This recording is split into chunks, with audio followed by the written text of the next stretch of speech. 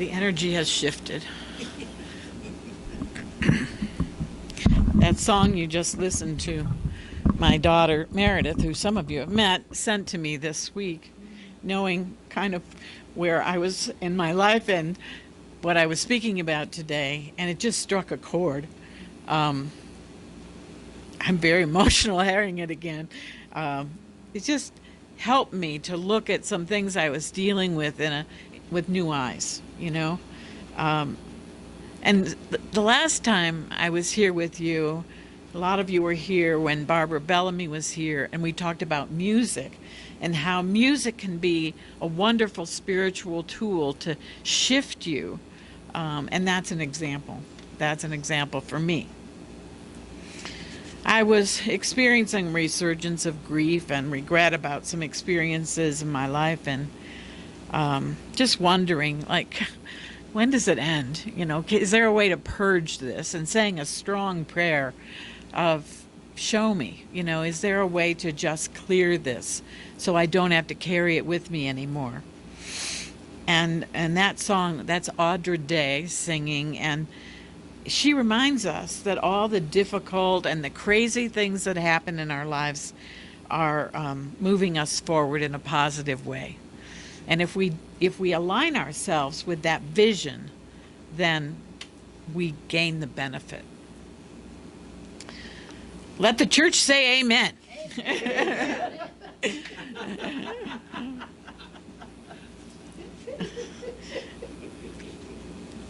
Jesus said, not my will, but thine be done.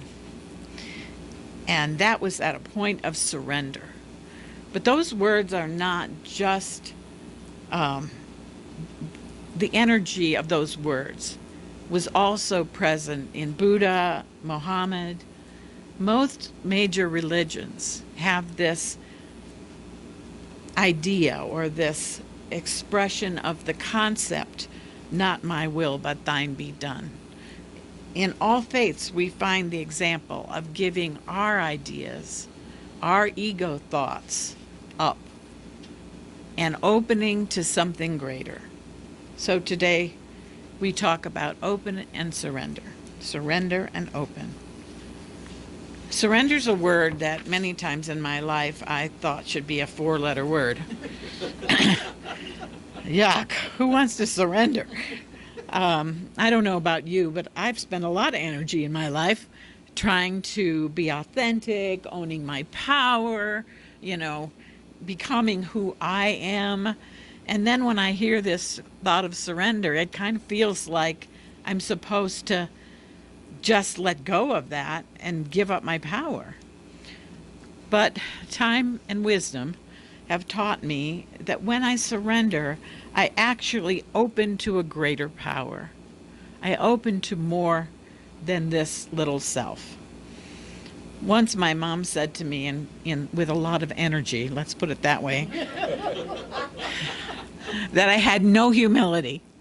And it's one of those things that's just, you know, like burned into my brain. But I think I'm learning, Mom. I think I'm learning that the process surrender is part of that humility, that part of knowing that while I'm one with all, I continually expand and open to express and align with that all. The process of surrender isn't just a single decision, it's a journey. The first step on that journey is release. There's a wonderful story in Mark Nepo's book, The Book of Awakening. And it's an ancient story that talks about in China, they used to set traps in order to catch the monkeys, which this whole subject is like, let's remember that it's ancient because it bothers me. But the idea is that they would take coconuts and they would cut a hole in the coconut just large enough for the monkey to get its open hand into. They would put rice in there, and so the hungry monkeys would come along the path and find the coconuts and reach in, but when they grabbed the rice, they couldn't get their hand out again. I'm sad too. But but use this story just as a visual to help you to think about this, because the monkeys were caught because they couldn't let go of their desire. The monkey maintained its grip and it became a prisoner of its own making. The monkey's hunger was his master that trapped him. So we may say to ourselves, what is our rice? What do we hold on to so tightly that we cannot open and experience freedom? This horse, I'm not a horse person, but horses have come into my life recently. When I went to Ohio, I had a Reiki experience with a horse. It was unbelievable. And then I saw in this experience this horse, but it wasn't the horse I was getting the Reiki from. And I've been walking with that. And this week, this picture appeared. And to me, that is freedom. That is joy. That's an expression. So if you want to borrow that for yourself to remember that message, I invite you to do that. So as I've said before, I've immersed myself in metaphysical studies for over 30 years. And it happened that when I began, what moved me into that was just a difficult divorce and a lot of things where it was a time when I had to step up and I had to take responsibility for my life. I needed to be in charge. And our culture really supports that whole idea of being in charge. And so then when we hear this idea of surrender, of let go and let God, it may take us back a little bit. And wait a minute, how does this fit with my owning myself and owning my strength? It might feel like we're giving up our power. But the paradox is that, again, in surrendering, we are actually opening to a greater power than the power of the ego that has ruled us up to this point. We're called upon to do our part, make no mistake about that. We're also called to recognize that the infinite love, the infinite divine, is greater than any challenge that we face. When we surrender to that plan, we step into a lovely, unknown, a beautiful place of expansion. What our culture may view sometimes as weakness in letting go of surrendering can become a great strength for us. This whole idea was also illustrated to me when I was visiting a friend and a fellow minister, and she told me about Sue Bender's book, Everyday Sacred. In Sue's book, she explores the bowl as an object to represent a container, us, an open container, a container for the divine. We have to make space. If that bowl is full, we can't receive. So, in Sue Bender's book, she talks about the story of being in Japan in a tea shop. And she saw a bowl, a beautiful Japanese bowl. And it had been broken and pieced together. The image left a lasting impression on her, and the owner had told her that when that tea bowl was put back together, rather than try to hide the breaks and the flaws, they mended it with gold. They emphasized the cracks rather than hiding them. The tea bowl is now considered more precious and more beautiful and more sturdy after it was mended. There's something sacred about something that was broken and restored. And so it is with our hearts and with our minds. My friend told me the story. We were engaging in a little creative jewelry making activity, and she gave me these beads. And I'm just going to put them up here so you can see them later. But they have a crackled surface, and there's gold showing. Okay, so I've treasured these because as I've sat with that whole idea of the bowl and the brokenness being adding more beauty with the gold, and I looked at these beads, another level of that revealed itself to me. It may look on those beads like the gold is on the surface, but really the gold is underneath. And what came to me is we're all gold underneath. That's the truth of our being. And when life cracks us open, that gold is revealed. You might call it the Christ light, if that's your way. I'm always working. I'm not going to put this on you, but I'm always working to know that pure center of my being.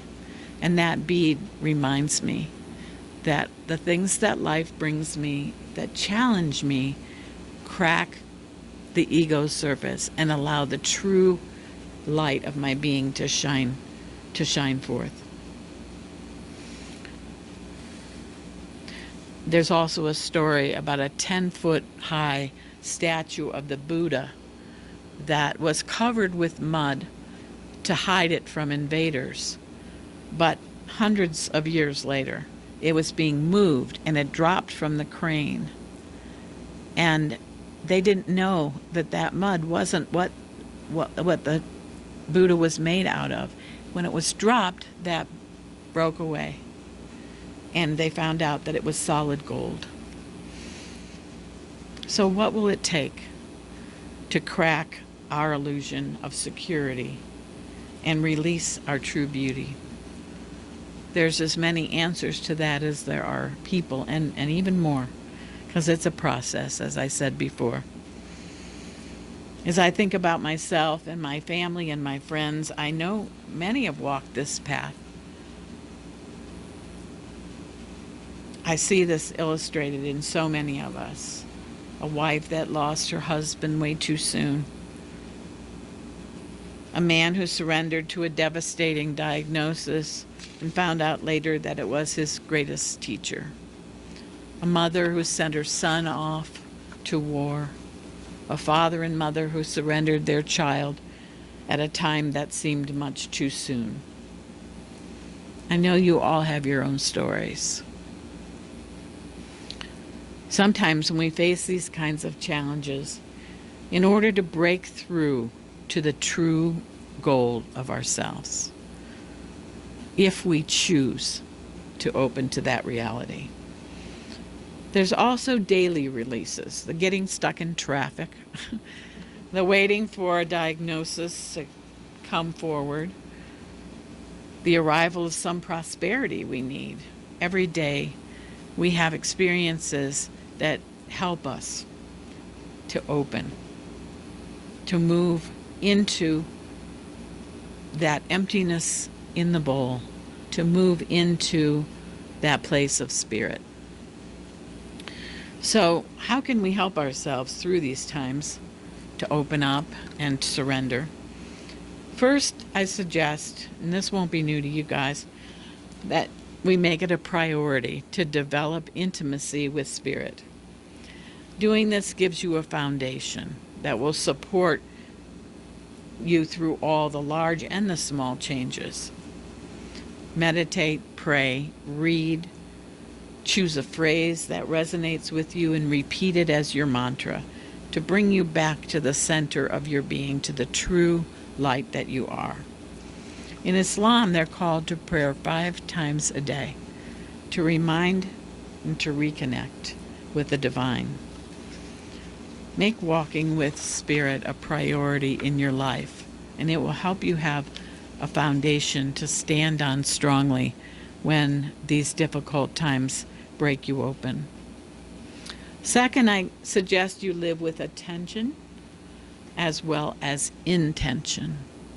The Buddhists call living with attention mindfulness. All that means is to stay in the awareness of life as you move through it rather than running through it. Staying present as you speak to people, looking into people's eyes, letting that connection be full. Remember that God is in the present moment. Staying in the present moment connects us with the divine more fully. Sometimes when I just simply observe that I am in the midst of grief or I'm feeling stuck, rather than trying to move away from that, I say, I'm suffering. I feel the suffering. It can just almost instantaneously move me out of that, and all this lovely divine inspiration starts to flow. Third, I would suggest we focus on the light that is already shining in our lives, and that is through gratitude. You've already taken so many victorious steps in your lives. As you turn your attention to the goodness already shining through your life, you open the way to an even greater experience. You all have heard me talk about my little grandsons, and my 5-year-old grandson recently he decided I was moving into their house. And he, all the questions, where am I going to sleep, all these things, he had an answer for every one. And somewhere in there he said, I'm going to take care of you. And that is, it doesn't take anything else to bring me back into love than his little voice saying, I'm going to take care of you, Graham. So if you do these things, I hope that you'll find that golden presence close at hand that's moving in you and as you. As we sit with all that life brings, we invite that presence to illumine us. And we too can say, Amen. So it is, and thank you. Surrender and release are powerful steps to creating a meaningful and joyful life. Joyful life. As we release and let go of our stories, of our hurts, of the past, then and only then can we experience the abundance and the creativity and the flow of life that the divine is working in us. Then we know that kind of freedom. And so it is. Amen.